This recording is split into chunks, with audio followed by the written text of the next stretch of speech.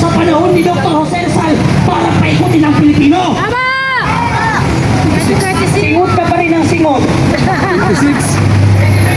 Ano ang sabi ng surot? Ano ang sabi ng surot na si John Vic Rimulya? Dahil sinabi ni Melo si Sebastian Duterte, isang ulo lang ang kailangan, ulo ni Bongbong Marcos.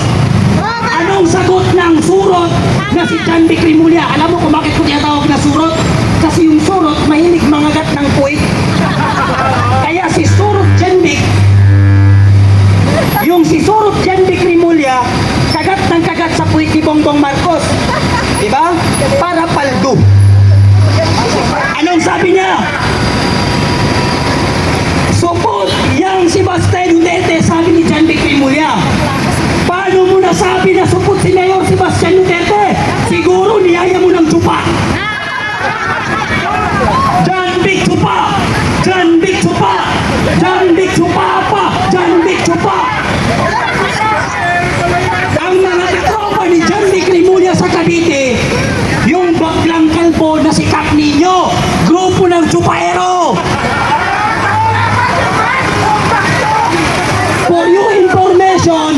For your information, surot John Vic, walang Bisayang support.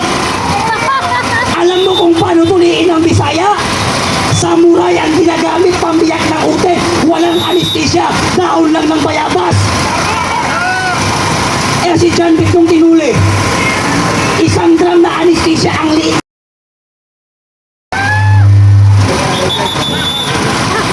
Nami-personal kasi si John Vic Rimulya eh.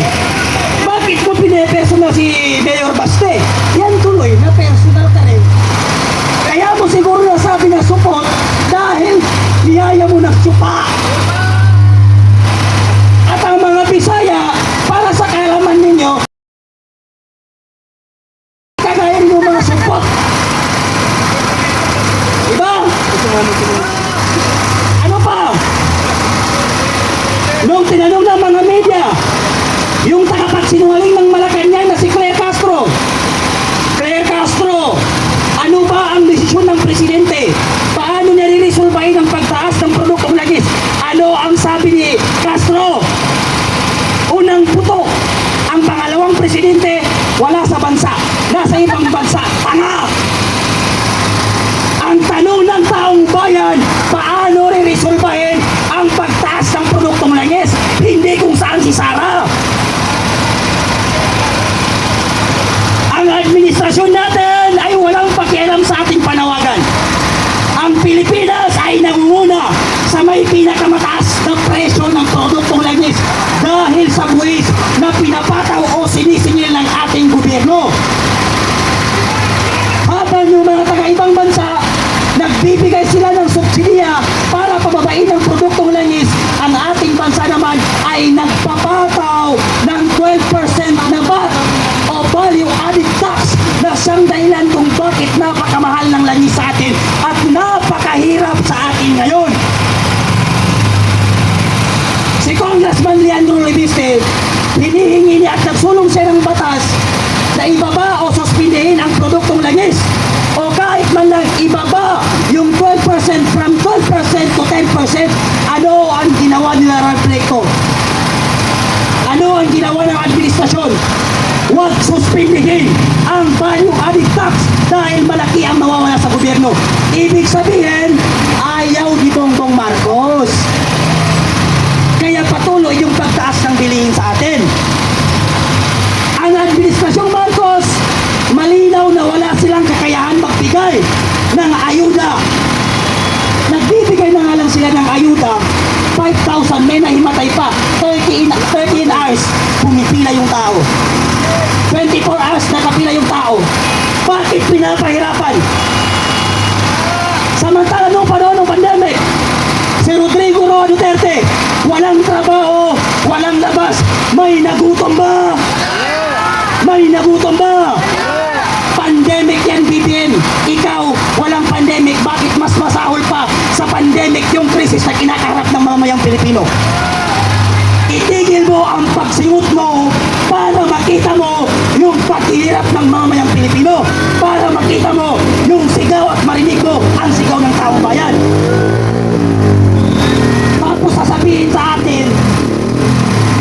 sabi sa atin, nung mga loyalistang supporter, alam mo ba Kuya Park kung bakit hanggang ngayon, mula noon hanggang ngayon, loyalista pa rin kami?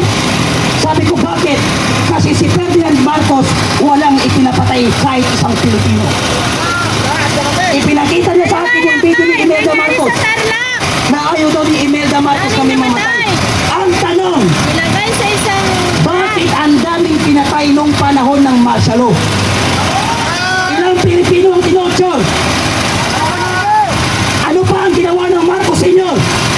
nung pagtangkaan niyang sakupin ng Sabah? Inipon niya ang mga Muslim sa Mindanao para pag-trainingin, para lusubin ang Sabah. Pero anong sabi ng mga taga Mindanao? Hindi namin kayang lusubin ang Sabah dahil mga Muslim sila kalahi namin. Para maintindihan ng mga taga Luzon. Kasi ito, grabe mag-brainwash yung mga media nung panahon ni Marcos Sr. Akala ng mga taga Luzon, yung mga Muslim sa Mindanao, nag-rebel lang ng basta-basta ng walang dahilan. So ito ang dahilan. Ano ang ginawa ng administrasyon ni Marcos Sr.? Pinapasok ang mga Muslim sa loob ng moske. Yung Jabida Massacre, Palindang Massacre, Alamada Massacre, Tekawayan Massacre, lahat yan at iba pang lugar, ang daming minasakir na Muslim noong panahon ni Marcos Sr. Ano ang ginawa sa mga Muslim? Pinapasok sa loob ng moske, pinalatan, tinanggalan ng kuko, mga buntis pinugutan ng ulo, mga bata pinagpapatay ng walang awa noong panahon ng martial law ni Bongbong Marcos. Kaya nabuo noon yung tinatawag na Black Shirt bago nagkaroon ng Muro National Liberation Front at Muro Islamic Liberation Front. Nagkaroon muna ng Black Shirt. Ano ang ginawa ni Marcos Sr.? Bumuo siya ng organisasyon na tinatawag niyang Ilonggo Land Grabber Association. Yan ang ginawa ni Marcos Sr. na organisasyon. Ipinadala sa Mindanao at tinawag ito o mas kilala sa tawag na Ilaga. Anong ginawa ng Ilonggo Land Grabber Association sa Mindanao pagdating sa Mindanao? Pinagpapapatay ang mga Muslim ng walang awa at pinagpupuhutan ng ulo. Ano ang ginawa ng mga Muslim? Dahil wala silang kalaban-laban, bumuo sila ng organisasyon na tinawag na Black Shirt para protektahan ang mga muro na sibilyan na walang awang pinagpapapatay ng mga private army ni Marcos Sr. Pero hindi alam ng mga taga-Luzon yan. Ano ang sabi ng mga taga-Luzon? Taga Mindanao ng mga Muslim, puro rebelde. Pero alam mo ba kung anong dahilan kung bakit sila bumuo ng Bangsamoro National Liberation Front, Bangsamoro Islamic Liberation Front, Bangsamoro Islamic Freedom Fighter? Alam niyo ba kung bakit nagkaroon ng ganoon? Dahil sa gobyerno na walang awang pinagpapatay ang mga Muslim sa Mindanao. Binoto ng mga Muslim si Marcos Jr. dahil kay DP Sara. Pangalawa, binoto ng mga taga Mindanao na Muslim si Bongbong Marcos dahil akala namin babawi si Bongbong Marcos sa ginawa niya sa mga Muslim sa Mindanao. Bongbong Marcos, yan yung dahilan kung bakit ka binoto ng nilong-nilong Muslim sa Pilipinas. Dahil akala nila babawi ka sa ginawa ng tatay mo na pambababoy at pagpapatay sa mga Muslim noong panahon ng tatay mo. Pero kabaliktaran, ang ginawa mo, nagbigay si PRRD ng Bangsamoro Autonomous Region in Muslim Mindanao o ang BARM. Anong ginawa mo? Pinasok mo yung BARM. Ano ang nangyari ngayon? Nagkakagulo na naman sa BARM dahil sa maling utak ni Bongbong Marcos. Ngayon, ang dami na namang massacre, ang dami na namang patayan, ang dami na namang natawan. Nangyari ba yan nung panahon ni Duterte? Hindi nangyari nung panahon ni Duterte. Bagkus, nagkaroon ng peace talk sa pagitan ng mga Bangsamoro sa Mindanao at ng gobyerno sa ating bansa. At yan yung dahilan kung bakit natahimik tayo nung panahon ni Duterte. Pero ngayon, bumalik ang mga adik. Anong sabi ng mga kakamping at dilawan na bugok ng mga lutang? At totoo naman, kung hindi sila bugok, bakit sila nagpapapaniwala sa walang kwentang bagay? Bakit sila nagpapaliwanag? Ano ang sinasabi ng mga ibang profesor? Isa pa itong mga profesor na mga bugokdi. Biruin mo kung hindi ka bugok na profesor, ang ituturo mo sa mga estudyante, si Duterte maraming pinapatay nung panahon niya kasi adik kayo. Si Duterte maraming ipinapatay nung panahon niya kasi adik kayo. Kung hindi kayo nag-adik, edi sana buhay pa rin kayo. Yung mga nirep ng mga adik, yung mga pinagpapatay ng mga adik, pinag-direct ng mga kriminal tapos pinagtataga at inilagay sa drum. Risa Ontiveros, nag-ingay ka ba? House of Representative Laila de Lima, Benny Abante, Kabataan Party List Renico, nag-ingay ba kayo sa mga batang pinagpapatay ng mga sindikato at adik? Bakit concern na concern kayo sa buhay ng mga kriminal at adik? Panahon ni Duterte, nung panahon ni Roy Noy Aquino, pupunta ka ng Divisoria, sasakay ka ng jeep, huwag kang maglalagay ng mga accessories. Kasi andyan yung mga snatcher, pati cellphone. Mga estudyante, pag umuwi ka ng bahay, huwag kang magpapaabot ng alas 7 o alas 8. Dahil andyan ang mga adik na nakabantay. Nung panahon ni Noy Aquino, naupo si Duterte, kahit alauna gabi, umuwi ang estudyante, safe na nakakarating sa kanilang bahay. Bakit? Ano ba ang advocacy ng Duterte? Transparency, accountability, justice, peace and justice, and security. Bukas ang gobyerno nung panahon ni Duterte. Yung mga nagrarally, sabi ni Duterte sa mga pulis, ibigay niyo kung anong gusto nila. Alam ng mga pulis yan. Bigyan ng pagkain, sabi ni Duterte yung mga ralista. Bigyan ng tubig, ayahan niyo sila. Walang bumbero, walang alambre na nakaharang. May nagrally, anong panawagan nila? Bigyan ng lupa. Binigyan ng lupa. Sa Boracay, binigyan ng lupa yung mga lattubo. Anong ginawa ni Marcos? Binawi. Yung mga rallyista, ipinabuk sa Manila Hotel. Pinatulog ni PRRD ng maayos. Binigyan ng allowance at pinawi sa kanilang probinsya. Yung PGH, Philippine General Hospital, ipinatawag ni PRRD. Anong sabi ni Duterte? Magkano ang nagagastos nyo sa isang buwan? Anong sabi ng Philippine General Hospital, PGH? 60 million. Sapat na yun. Anong sabi ni Duterte? Bibigyan ko kayo ng 100 million. Natawa ang General Hospital, Philippine General Hospital. Anong sabi? Malaking tulong yung PRRD. Anong sabi ni Duterte? Hindi.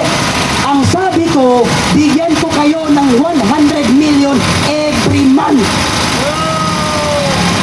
Buwan-buwan nagbibigay ang administrasyong Duterte ng 100 million para sa Philippine General Hospital. Ubusin mo yan sa pasyente, sabi ni Duterte. Ibili mo ng gamot yan, sabi ni Duterte. Anong ginawa ni Marcos nung napalit siya? 0% ang natira sa PhilHealth. Kaya ang daming nakapilang may rayuma, ang daming nakapila na senior citizen, ang daming buntis na hindi maoperahan dahil 0% ang PhilHealth. Ano ang sabi ni Duterte? Kawawa naman ang mga tricycle driver. Kawawa naman ang mga jeepney driver. Every 5 months, nagpaparenew ng driver license. Gawin natin 10 years ang passport pati license. Di ba tumaas?